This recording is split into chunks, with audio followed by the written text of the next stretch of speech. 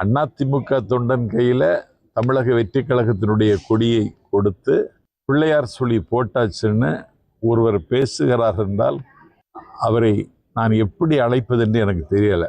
இப்படி ஒரு ஈனத்தனமான நடவடிக்கை எனக்கு தெரிந்து தமிழ்நாட்டு அரசியல் யாரும் செய்யலை.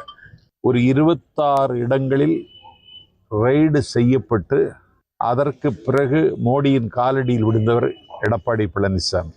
குட்கா வழக்கில் சிக்கியிருப்பவர் டாக்டர் விஜயபாஸ்கர். வேலுமணியின் மீது வழக்கு, வீரமணியின் மீது வழக்கு. இப்படி அதிமுக அமைச்சரவையில் இருவரை தவிர எல்லோரும் கரைபிடிந்த ஊழலுக்கு சொந்தக்காரர்கள் என்பதை நாடு பார்த்தது.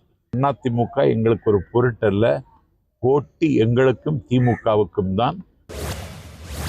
மக்களுக்காக இலை போட்டு ரெட்டை இலை போட்டு குக்கர்ல சாதம் செஞ்சு அந்த சைக்கிள்ல கொண்டு மக்களுக்கு சென்று அவர்கள் முகம் தாமரை போல மலர்வதை பார்த்துவிட்டு சாப்பாடு மட்டும் இல்ல அதுல மாம்பழமும் வைத்து கொடுத்து நாங்கள் நிச்சயமாக மக்களின் வயிறு நிரம்ப நாங்கள் பாடுபடுவோமே. சூரியன் உதிக்கிறதோ இல்லையோ, கைகள் உயர்கிறதோ இல்லையோ, தமிழகத்தில் தாமரை மலர்ந்தே தீரும். குளத்தில் வட்டை இலையோடு தாமரை மலரும். எல்லா மனிதர்களுக்கும் 2 முகங்கள் உண்டு. சில பேர் திரைப்படத்தில் வரிப்புலிகளாக இருப்பார்கள், உண்மையான வாழ்க்கையில் வரி கட்டாத புலிகளாக இருப்பார்கள். பார்க்கிற போது அந்த பார்வைக்கும் அவர்களினுடைய அடிப்படை தன்மைக்குமான வேறுபாடு. மீண்டும் பெண்களுக்கு அதிக பேர் வாய்ப்பை வழங்கிருக்கீங்க இந்த தேர்தலையும். அவங்க வாய்ப்பை அவங்க எடுத்துக்கிறாங்க, மிச்சம் இருக்கிறது எங்களுக்கு கொடுத்துருக்காங்க. அதில் போட்டு பாவம் பார்த்து எங்களுக்கு 117 இடம் கொடுத்துருக்காங்க. இது அவங்க இடம், அவங்களுக்கு உரிமைன்னு சொல்கிறதுக்கோ அதுக்கு உரியதுன்னு சொல்கிறதுக்கோ நான் யார் பைத்தியக்காரன்? அவங்க இடம் அவங்க எடுத்துக்கிறாங்க. இதில் என்ன பெருமைப்பட இருக்குது? கடமை செய்கிறோம். வேற மாநாட்டுக்கான திட்டமிடல் எவ்வளோ பேர் கூட இருக்கிறாங்க? சிறப்பான திட்டம் இருக்கு, காசு மட்டும் இல்லை, ஏதாவது கொடுத்து விடு. என்ன பணம் தான் இல்லை, அதை கொடுத்துரு. நம்ம இளைஞர்கள் எல்லாமே சேர்ந்துட்டு என்ன பண்றாங்கன்னா, உங்களுக்குலாம் தண்ணி கொடுத்தாங்க. இங்கேருந்து மேடையிலேருந்து பார்த்துட்டு இருந்தேன். பிஸ்கட் பேக்கெட் கொடுத்தாங்க, மேடையிலேருந்து பார்த்துட்டு இருந்தேன். எல்லாருக்கும் தண்ணி கொடுத்தாங்க. இதுதான் திமுகவோட பொதுக்கூட்டம்.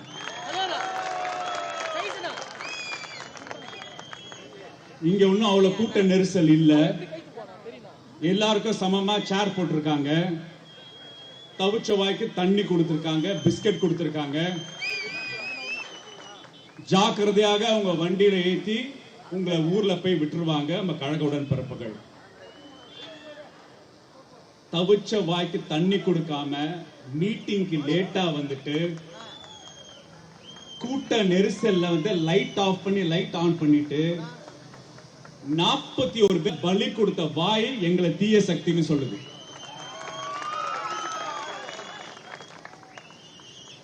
திமுக தீய சக்தியான்னு கேட்கிறேன்.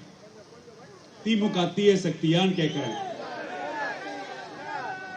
ஆமாண்ண, நம்ம தீய சக்தி தானே. யாருக்கு தீய சக்தி தான்? மனு தர்மவாதிகளுக்கு நம்ம தீய சக்தி. ஜாதியின் அடிப்படையில வர்ணாசிரம கொள்கையை நிலைநிறுத்தானே அவனுக்கு நம்ம தீய சக்தி. மத அடிப்படையில அரசியல் பண்றான் பாரு, அவனுக்கு நம்ம தீய சக்தி.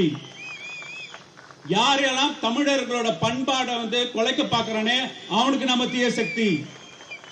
யாரெல்லாம் பெண்கள் முன்னேற்றத்துக்கு தடுப்பு போடுறானே அவனுக்கு நாம தீய சக்தி. எவனா நம்ம வீட்டு குழந்தைகளை படிக்க கூடாதுன்னு நீட்டு போன்ற எக்ஸாம் திணிக்கிறானே அவனுக்கு நம்ம தீய சக்தி. இன்னைக்கு நாடு முழுக்க மதத்தின் பெயரால் வெறுப்புணர்ச்சி உண்டாக்கி அறுவடை பண்ணி மக்களை கடவுள் நம்பிக்கையை மூட நம்பிக்கையா மாத்தி, கடவுள் நம்பிக்கை மதவெறியா மாத்தி அரசியல் பண்ற கும்பல் தமிழ்நாட்டை பாக்குது. யாரா இவனுங்க? தமிழ்நாட்டு மக்களே, நமக்கு பொங்கலும் ஒண்ணுதான், ரம்ஜானும் ஒண்ணுதான், கிறிஸ்துமஸும் ஒண்ணுதான். அப்படிதான் நம்ம வாழ்ந்திருக்கோம். மாட்டுக்கறி நாம சாப்பிடுற வரைக்கும் இங்க தாமரை மலரவே மலராது. பிரியாணி சாப்பிடுற வரைக்கும் இங்க தாமரை மலரவே மலராது. பாஜகவுடன் அதிமுக கூட்டணி வைத்திருப்பது செல்வி ஜெயலலிதா அவர்கள் கண்ட கனவுக்கு எதிரான ஒரு நிலைப்பாடாக நாங்கள் பார்க்கிறோம். காரணம், எங்களுடைய தமிழ்நாடு முஸ்லிம் முன்னேற்ற கழகம் நடத்திய மாநாட்டிலே செல்வி ஜெயலலிதா அவர்கள் 1999 பங்கு கொண்டு உரையாற்றும் போது கடந்த காலத்தில் பாஜகவுடன் தேர்தல் கூட்டணி வைத்தேன், இனி ஒருபோதும் அதிமுக பாஜகவுடன் தேர்தல் கூட்டணி வைக்காது என்று பறைசாற்றினார்.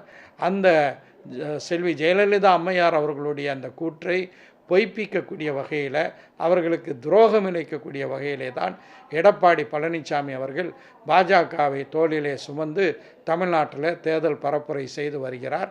பாஜகவுக்கும் அதிமுகவுக்கும் நிச்சயமாக தமிழ்நாட்டு மக்கள் பாடம் புகட்டுவார்கள். நடிகர் விஜய் தொடர்ந்து ஊழலை ஒழிப்போம் என்று பரப்புரை செய்து வருகிறார்.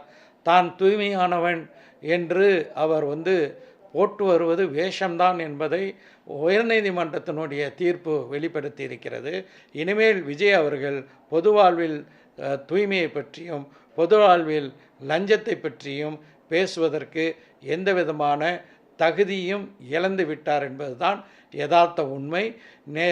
திரை உலகத்தில் நடித்த விஜய் இன்று நிஜ உலகத்திலும் நடித்து தான் வருகிறார் என்பதை தமிழ்நாட்டு மக்கள் நன்றாக அறிந்தே இருக்கிறார்கள். உடனுக்குடன் செய்திகளை தெரிந்து கொள்ள சன் நியூஸ் பெல் ஐகானை கிளிக் பண்ணுங்க.